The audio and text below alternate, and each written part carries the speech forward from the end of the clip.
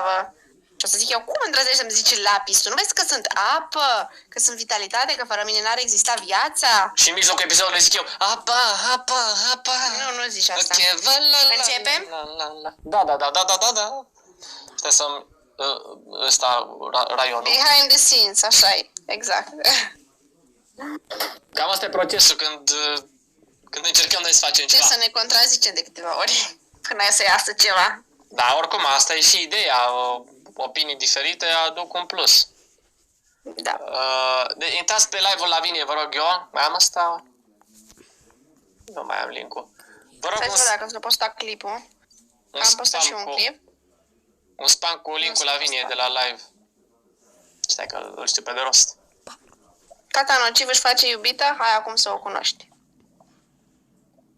Ăsta e titlul. Acum am postat. Trovo.live/Lavinia. Barbasanilor, și eu după ce filmez acest prim episod, sau nu știu, poate după al doilea, vedem, mă mut și eu pe Trovo, ca să știți încă de pe acum. Deci vă aștept peste vreo jumătate de oră, o oră, cam așa, pe Trovo, dacă cumva ieșiți de pe live să știți să intrați de pe Trovo. Continuăm acolo roleplay-ul cu Tata Nociv și Bebe Lavi. Bebe Lavi, Bebe Lavi, Bebe Lavi, la. Vila, Bebe la Vila. Baby Blocks, perche vrăjitoare. Mamă, E haslie și când e rea. Doamne, iartă-mi, de ce știi melodia asta?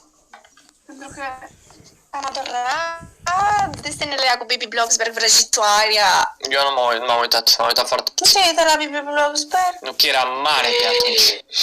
Hai, erai mare la 10 ani, toți copiii zic că-s mare. Și că ei nu se mai uită la desene. Eu și acum zic că-s mare și tot mă uit la desene. Da, chiar nu mă uit. Da, să zice că mai pun eu câteodată. N-am timp, dar sunt faine, mă, sunt faine desenele, n-ai ce să zici. SpongeBob SquarePants, SpongeBob SquarePants, SpongeBob.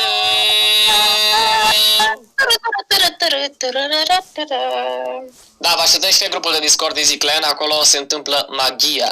Bă, dar tot încerc să dau join pe tine și cam încerc degeaba, sincer să zic. Nu merge? Păi, nu știu, m-a scos, nu am să intru înapoi. Și nu m-a scos din cauza mea. Asta este generating world locating server. Gata. I'm here. Mai apă. Ești apă plată. Ești apă plată. Ești apă plată. Hai, că e o glumă. Mă pun pe funul. Vezi că pot să-mi scot numai căpățâna așa un pic.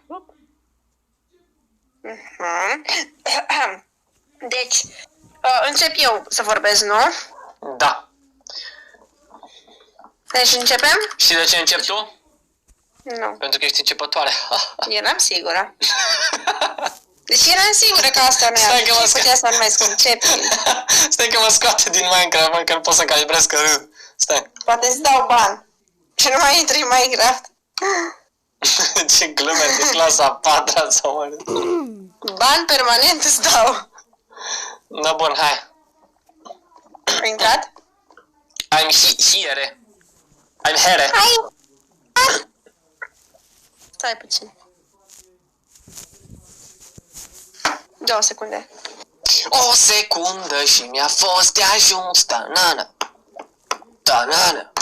Na. 185, cred că a venit lumea de pe YouTube. Da, bă, da.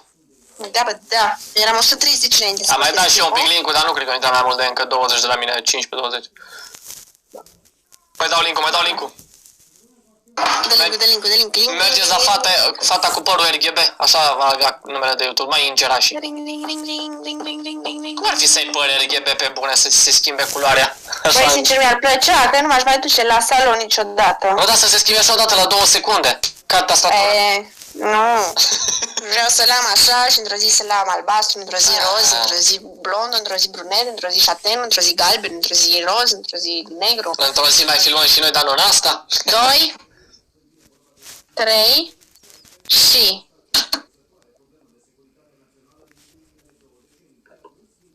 Ce s-a întâmplat? De ce m-am putut ridica și de ce pot vorbi? Eu sunt apă și sunt vie? Nu pot să cred. N-am mai văzut până acum așa ceva. Apă vie? Asta ce e? Mă pot mișca, nu pot să cred! Aoleu, Lapis, ce faci aici? Ai căzut peste mine, îmi strici tot feng shui-ul aici. Măi, Lapis urât. Adică, cum trăsnești să-mi spui mie că sunt Lapis? După ce cât de albastră vitală ești. sunt! Da, Lapisul pentru enchant. Mamă, de nu te caută playerii, cred că din greșeală te iau, că dau așa cu pică și Tu nu zic... vezi că sunt apă? Am ieșit din apă, am prins viață. Nu știam că mai sunt și alte chestii care au viață pe aici. Hai mă, știi cum ți-ar zice ție un player dacă te-ar vedea? Piatra Nu vreau să albastră. știu. Piatra albastră Piatra ți-ar zice. albastră? Adică diamant? Nu. Există piatră roșie și piatră albastră. A, nu te-ai uitat la Marius Costin niciodată când s-a apucat el de YouTube. Eu am mult timp acolo când stau în lavă și am timp să mă uit la de toate, ok? Deci ce cu tine, Lapis? Cum ce cu mine? Tocmai am revenit la viață, da? Ah, ok. Și nu știu, pur și simplu, și nu am căzut din greșeală în chestia asta super fierbinte. Păi da, dar de ce ai aspect de apă și culoarea lapisului? Că nu înțeleg. Și nici eu ce cu mine și nu arăt ca lapis, arăt ca apa. Apa de aici e mai deschisă, dar apa normal arată ca mine. Uite, te pune de lângă apă, ia, intră în apă să vedem. Ia. Eu sunt apă. Uite. De aici m-am născut, aici e locul în care m-am născut.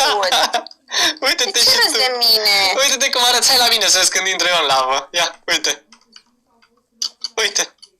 Vezi? Sunt perfect. Aceeași culoare, același tot. Vezi că prefer să fiu apă decât să fiu chestia care arde tot. Tu nu ai milă de nimic. Enervează-mă și te voi evapora într-o secundă. Este ca și cum Te n-ai va vorbi existat. într-o secundă, mie nu poți să-mi faci absolut nimic. Nu nu. ca diamantele și toate chestiile. Plus că ești un criminal. De ce distrugi tot ce te atinge? Am mai De văzut? ce distrugi tot ce te atinge? Uite, uite. Uite.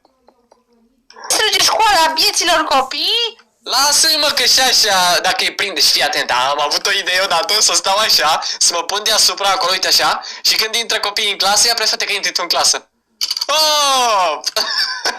Oleu, ești și malefic pe deasupra. Stai mă să le repar școala că vine ea și pe aia dau de bănuit. Deci, totuși, întrebarea mea este, de când? Că nici măcar nu știam că există, credeam că doar minereurile și eu trăiesc în lumea asta Minecraft.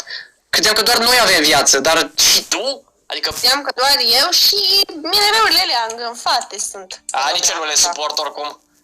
Măcar aici avem un punct comun. Putem în sfârșit să ne declarăm Ce s-au prieteni. certat în ziua aia de nu mai puteam să curg liniștită.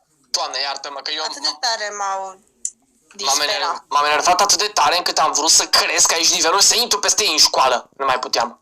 Ce, da, să dai seama că îi distrugeai și nu mai existau minereuri vii, dacă făceai asta. Păi, la asta m-am gândit, am zis totuși să nu pun eu furia posibilă și să distrug toată lumea asta Minecraft, că eu am puterea asta. Ești cel mai enervant. Ești mai enervant decât ei. Păi da, tu, dacă stai să mă gândesc, ești cam inutilă așa, nu știu. Eu sunt inutilă, adică îndrăznești să-i spui apei că e inutilă, da? Așa mi se pare, zi-mi și tu la ce ajuți. Adică... Cum la ce ajută apa înseamnă viață? Păi, Playerii beau apă! Nu beau apă, playerii. Părea beau apă. Ba nu. Cine te-a mințit? Ba da. Ai fost măcar vreodată sus? Da, nu că am fost sus, spre deosebire de tine. Nu te cred. Lasă-mă în pace, știi ce? Playerii mă folosesc ca lift, ai înțeles? Ca lift? Nici nu mai vreau să vorbesc cu tine. Păi da, mă, da, playerii pot construi cu cobble, cu diorit, cu gravel, cu ce vor ei și se duc sus. Deci... Dar eu sunt mai utilă decât ele. Nu, cred. Dar tu la ce ajuți, domnule Lavă, dacă te crezi atât de important? Mamă, dar stai că acum mă gândesc, tu pe tine te pune într-o găleată de iron? Bine, ne pune într-o găleată de iron când te duce sus, că nu există alte găleți decât de iron, domnule Lavă. Aici ai dreptate, Am și plecat. Am și plecat, da, să mă mai vreau să aud nimic de îngânfatul ăsta. Nu poți să fii atât de îngânfat? Știi ce? Ce faci aici? Până la urmă m-am gândit, eu până acum pot să mă prietenesc doar cu minereurile alea și asta iese din orice discuție și cu tine, care ești așa cu așa. Nu știu cum să zic, ești Nici nu mă mai uit la tine. Da, nu știu. Ești ca și cum aș avea șlapi cu șosete. Deci cam inutil, dar trebuie să mă prietenesc și eu cu cineva, că n-am ce să fac. Dar și tu cât de util ești, domnule? Mai util decât tine oricum. Gândește-te că... Tu ești doar un criminal. Toată lumea te vrea out of this world. Păi, da, Trebuie să într-adevăr... știu și engleză. Dar de unde ai învățat de la playeri?